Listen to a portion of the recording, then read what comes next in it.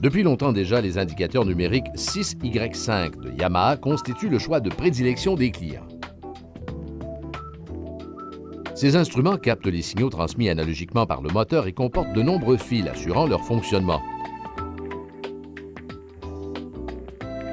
Yamaha passe maintenant à la phase suivante des instruments numériques avec son système Command Link, désormais offert pour tous les modèles HPDI et F50 à F250. Les indicateurs Command Link possèdent moins de fils et transmettent numériquement les données provenant du MCE. La présente bande fait un survol des concepts et des composantes du système Command Link. Vous trouverez plus d'informations dans le manuel du Command Link.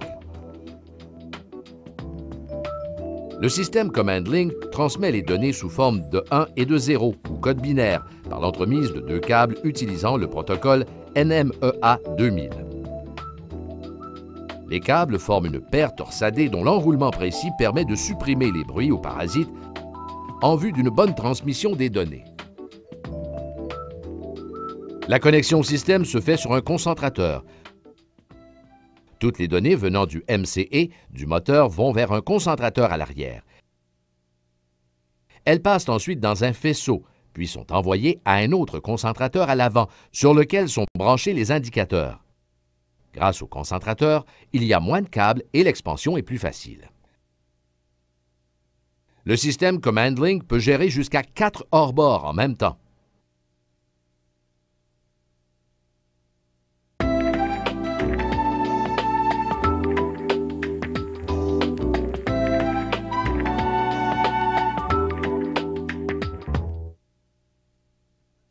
Le client peut choisir des indicateurs ronds ou carrés qui s'adaptent tous dans les mêmes ouvertures que les indicateurs 6Y5. Contrairement au 6Y5, il n'y a pas de commutateur DIP à régler sur le nouveau tachymètre. Le système Command Link détermine automatiquement si le hors-bord raccordé est à 2 ou à 4 temps et affiche cette information. Ce tachymètre peut fournir 3 éléments de données en même temps sur 4 configurations distinctes, déroulantes et personnalisables. Pour personnaliser les écrans, le moteur doit être arrêté. Le système Command Link fournit aussi à l'opérateur des mises en garde importantes. Les données sur la vitesse peuvent parvenir de 3 sources. Si elles sont toutes les 3 disponibles, le MCE utilise les diverses données selon un ordre préétabli. Le cinémomètre possède de nombreuses fonctions et peut afficher simultanément 2 types de données sur 4 configurations distinctes qui, comme sur le tachymètre, sont déroulantes et personnalisables. Bien que l'indicateur de niveau de carburant fournisse des informations importantes, l'indicateur combiné de niveau de carburant et de vitesse regroupe toutes les fonctions des 2 appareils sauf une. Il n'affiche pas la quantité d'essence restante.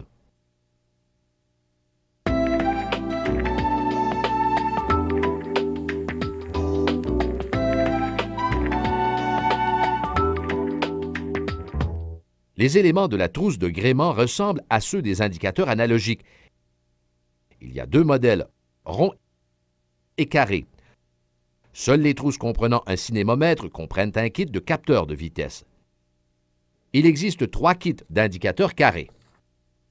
Le kit de 2 indicateurs pour un moteur comprend un indicateur combiné de vitesse et de carburant correspondant à l'ancien kit de 2 indicateurs avec gestion du carburant. Le kit de 4 indicateurs pour 2 moteurs offre un cinémomètre et un indicateur de gestion du carburant ainsi que 2 tachymètres. Il s'apparente à l'ancien kit car il possède aussi 2 faisceaux de câblage à 10 broches, une boîte de commande pour 2 postes et le nouveau panneau pour bimoteur. Le kit de 3 indicateurs pour 2 moteurs est muni d'un indicateur combiné de vitesse et de niveau de carburant et 2 tachymètres. On l'utilise quand l'espace dans la console permet d'installer 3 indicateurs ou lorsque le client préfère cette solution. Ce kit possède aussi 2 faisceaux de câblage à 10 broches, une boîte de commande pour 2 postes et le nouveau panneau pour bimoteur. 2 kits sont offerts avec des indicateurs ronds.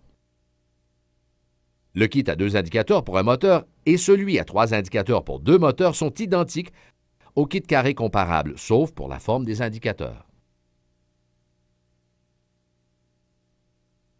Vu les nombreuses longueurs possibles, le fil pour la barre omnibus principale et ceux de la barre omnibus en tire-bouchon, ainsi que les autres kits, doivent être commandés séparément.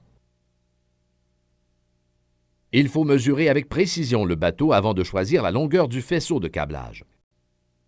Le fil de la barre omnibus principale est vendu en 6 longueurs.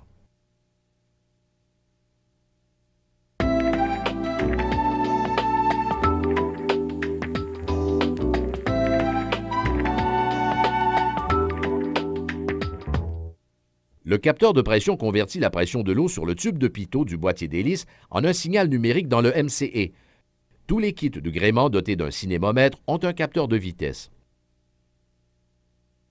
Le MCE affiche la vitesse sur le cinémomètre. 2 capteurs de pression d'eau sont offerts. Le kit de pression d'eau fait une lecture dans le passage de refroidissement des blocs moteurs et la convertit en un signal électrique qu'il envoie au MCE des moteurs. Ce triducteur est un transducteur qui remplit 3 fonctions. Il informe les indicateurs Command Link de la profondeur de l'eau, de la température de l'eau et de la vitesse sur l'eau. Le triducteur est aussi offert en 3 configurations. Les transducteurs ne possèdent qu'une fiche à 4 broches puisque le faisceau du système Command Link fournit le courant.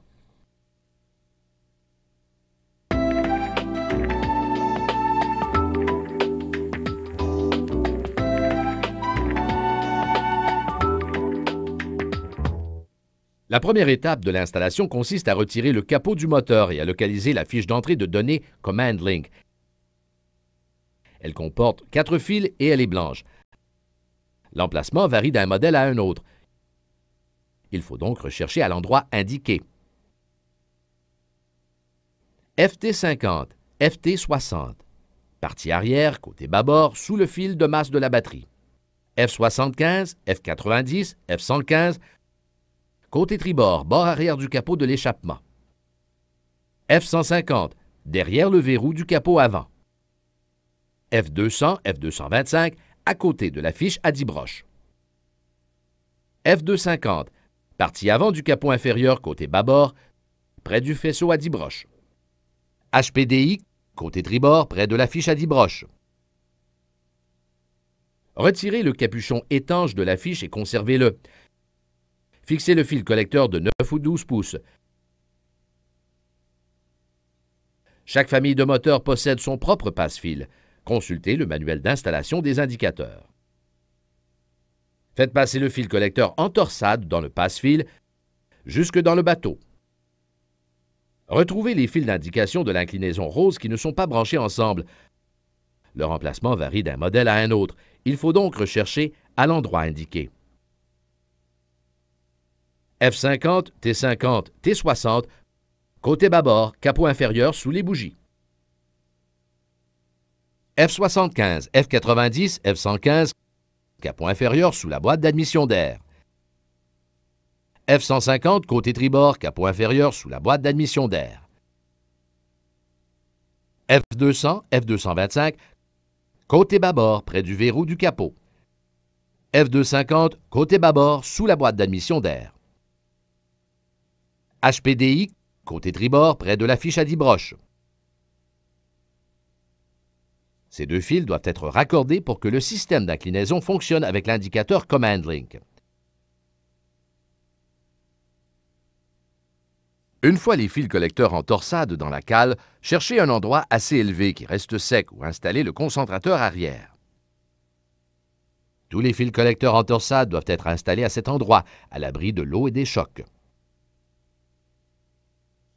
L'endroit choisi doit être à au moins 1 pied de toute génératrice. Une fois l'emplacement du concentrateur déterminé, fixez-le en plaçant les prises vers le bas pour permettre l'écoulement de l'eau.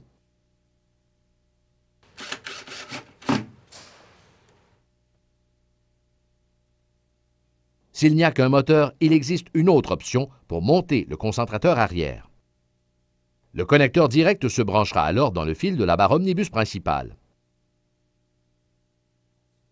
Assurez-vous que les raccords sont dans un endroit sûr, à l'abri de l'eau et des dommages physiques. L'ennui quand on utilise le connecteur direct, c'est qu'il ne permet pas de se servir du triducteur facultatif. C'est pour cela que les kits pour un moteur comprennent le concentrateur arrière polyvalent. Il permet d'installer facilement un triducteur par la suite si le client le désire. Vous devez choisir un endroit pour installer le ou les concentrateurs sous le tableau de bord. Si vous installez 3 indicateurs ou plus, vous aurez besoin de 2 concentrateurs. Il faut prévoir un espace d'au moins 1 pied entre le concentrateur et le câble d'antenne de la radio bidirectionnelle ou de toute génératrice.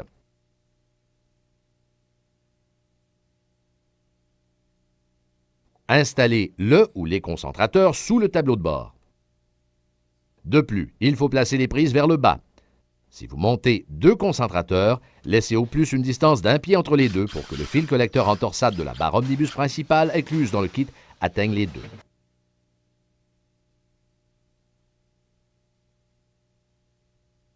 Une fois déterminé l'emplacement des concentrateurs avant et arrière, il faut mesurer la longueur du fil de la barre omnibus principale. Mesurez du concentrateur arrière ou du connecteur direct à celui sous le tableau de bord. Choisissez la longueur de fil de la barre omnibus principale qui convient parmi les 5 offertes, puis acheminez le fil dans le passe-fil jusqu'au tableau de bord.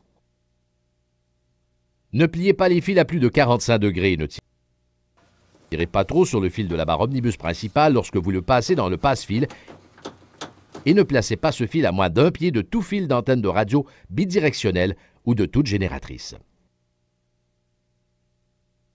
Branchez le fil à 6 broches de la barre omnibus principale, les fils collecteurs en torsade du moteur et le triducteur, s'il y a lieu, sur le concentrateur arrière. Les trousses de gréement comprennent divers capuchons à 2 et 4 broches. Installez le capuchon approprié sur les prises inutilisées et fixez bien la résistance d'extrémité de ligne. Il doit y avoir une résistance d'extrémité de ligne sur chaque système, soit 2 au total.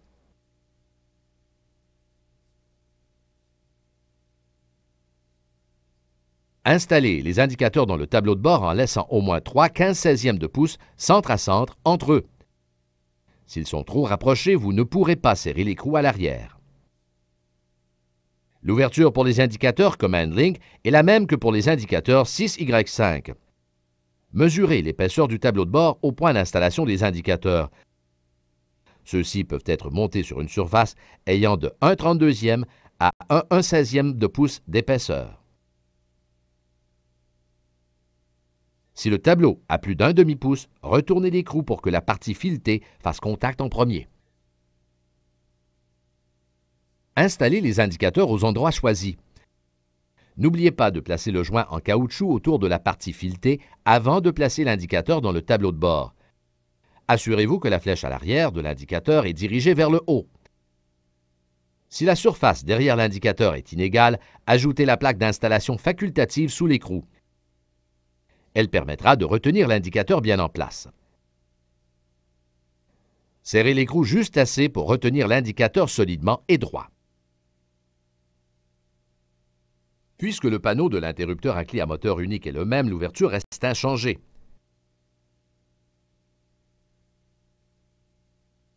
Par contre, le panneau de l'interrupteur à clé pour 2 postes est différent du fait que le système Command Link élimine la nécessité d'utiliser le module pour 2 moteurs.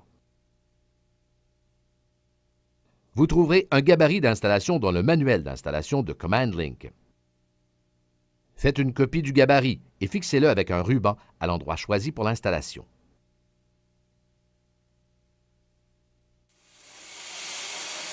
Percez 3 ouvertures de 2 1/8 de pouce aux emplacements marqués et 4 avant-trous pour les vis de montage.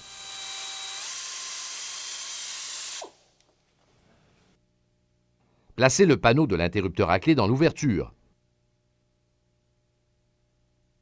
Retrouvez le fil d'alimentation de 8 pieds dans le kit. Il a un coupleur rouge à 2 broches. Branchez les fils jaunes et noirs sur ceux correspondant du panneau de l'interrupteur à clé marqué « To Hub » vers le concentrateur.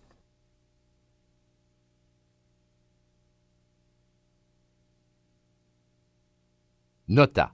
Le système Command-Link n'a qu'une source d'alimentation, quel que soit le nombre de hors-bords installés. Les faisceaux de câblage à 10 broches se branchent comme auparavant. Mesurez la distance entre la fiche du fil collecteur en torsade de chaque indicateur et la prise de la barre omnibus sur laquelle elle se branche. Les kits pour moteur unique et 2 moteurs comprennent des fils en torsade de 9 ou 12 pieds. Pour brancher l'indicateur sur le concentrateur, il faut commander les fils de la bonne longueur. Pour installer le connecteur à 6 broches sur le concentrateur, vous devrez retirer la résistance d'extrémité de ligne de l'un des concentrateurs. Branchez les indicateurs et l'alimentation sur les concentrateurs. Bouchez les prises inutilisées. Trouvez le fil d'alimentation du capteur du réservoir à essence et du GPS dans le kit. Ce fil d'alimentation possède un connecteur à 6 broches avec 2 fils noirs, 2 fils roses, un fil bleu et un fil blanc. Raccordez le connecteur sur la prise correspondante à l'arrière du cinémomètre. Attention! Ne branchez pas le fil du capteur du réservoir à essence sur le concentrateur ni un fil de la barre omnibus principale à l'arrière du cinémomètre. Cela pourrait endommager le système. Branchez le fil blanc sur le câble de sortie des données NMEA 0183 du GPS, voir le manuel de l'appareil pour la couleur du fil. Le fil bleu doit être raccordé au circuit de mise à la masse du GPS. L'indicateur carré peut afficher en même temps le niveau de carburant de 2 réservoirs. L'indicateur choisira automatiquement l'affichage des 2 barres lorsque les 2 capteurs seront branchés. Le cinémomètre rond affiche une moyenne de niveau du carburant des 2 réservoirs. Branchez le fil rose avec le marqueur noir sur le fil du carburant provenant du réservoir à tribord et le fil rose, sans marqueur, sur le fil du centre du réservoir à bâbord. Raccordez les fils noirs des indicateurs sur les fils noirs des capteurs de réservoir. Le manuel d'installation de Command-Link regroupe l'installation du capteur de pression d'eau en 6 étapes et 2 kits distincts selon le modèle. Assurez-vous d'utiliser le kit approprié et de consulter la marche à suivre correspondant au modèle dont vous faites l'utilisation. Retirez le capuchon du point de prise de pression d'eau.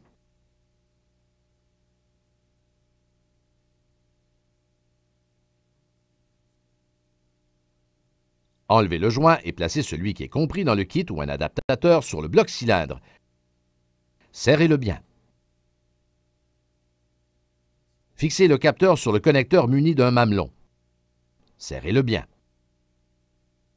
Montez ensuite les pièces nouvellement jointes au moteur à l'endroit approprié en suivant le manuel d'installation. Raccordez l'une des extrémités du tuyau de rallonge sur le mamelon du capteur et amenez l'autre extrémité au point de prise, comme cela est indiqué dans le manuel d'installation. Utilisez les attaches fournies dans le kit pour toutes les connexions. Montez les tubes de protection pour éviter d'endommager le tuyau. Raccordez le faisceau de câblage du moteur identifié par un W au capteur de pression de l'eau de refroidissement.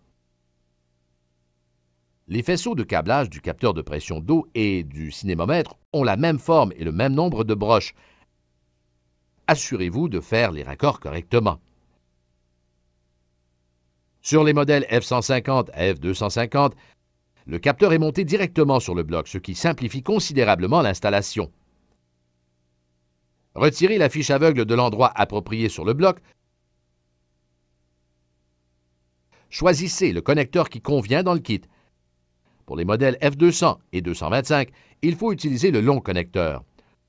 Sur les modèles F150 à F250, il faut se servir du connecteur court. Placez le connecteur et le joint d'étanchéité dans le passage sur le bloc et serrez-le au couple indiqué. Fixez le capteur de pression d'eau sur le connecteur et serrez-le aussi au couple précisé. Raccordez le faisceau de câblage du moteur identifié par un W au capteur de pression de l'eau de refroidissement. Les kits de gréement comprenant un cinémomètre comportent un capteur de vitesse. Assemblez le capteur sur le connecteur et serrez pour le fixer solidement. À l'aide du boulon approprié que vous trouverez dans le kit, installez le capteur à l'endroit indiqué dans les consignes d'installation.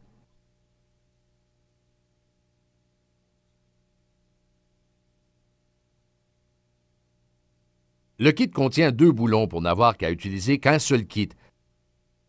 Sur les modèles F50 à F115, servez-vous du M6 par 16 mm. Pour les modèles HPDI et F150 et plus gros, le M6 par 25 mm. Repérez l'extrémité du tuyau du cinémomètre dans le capot inférieur et amenez-le au compartiment moteur. Coupez le bout du tuyau du cinémomètre et installez le nouveau tuyau à cet endroit. Amenez le tuyau de la façon indiquée dans le manuel d'installation et fixez-le sur la partie cannelée du capteur. Fixez les raccords à l'aide d'attaches, puis placez le tube protecteur sur le tuyau. Introduisez le joint de caoutchouc dans le passage du tuyau du cinémomètre laissé vide de la bague d'installation afin d'empêcher toute infiltration d'eau. Important, le contact doit être coupé avant d'activer l'interrupteur de la batterie.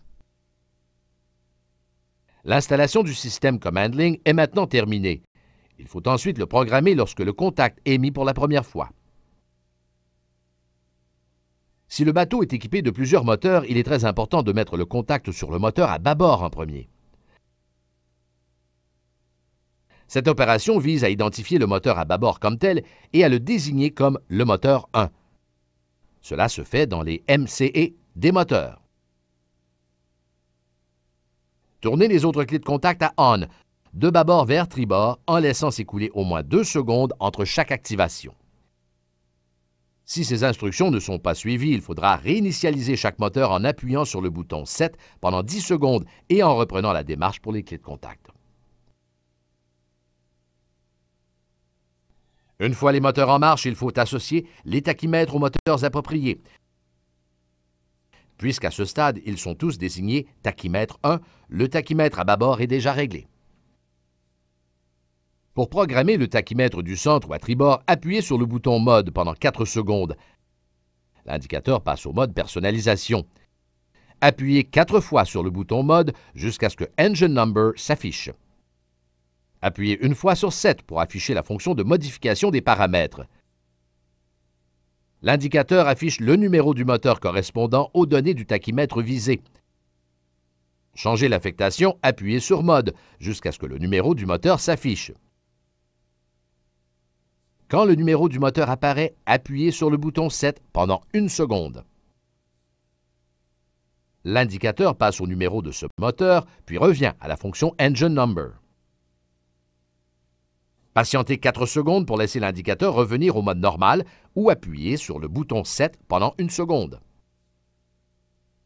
Reprenez cette étape pour chaque tachymètre. Une fois la programmation terminée, faites-en la vérification en surveillant les indicateurs d'inclinaison quand vous actionnez l'inclinaison de chaque moteur à tour de rôle. Il faut maintenant remettre les indicateurs d'inclinaison à 0. Abaissez complètement les moteurs.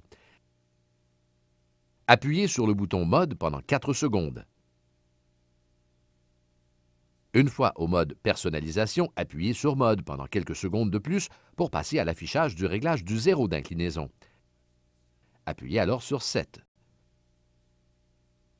Appuyez en même temps les boutons 7 et Mode pendant 1 seconde pour remettre l'indicateur d'inclinaison à 0.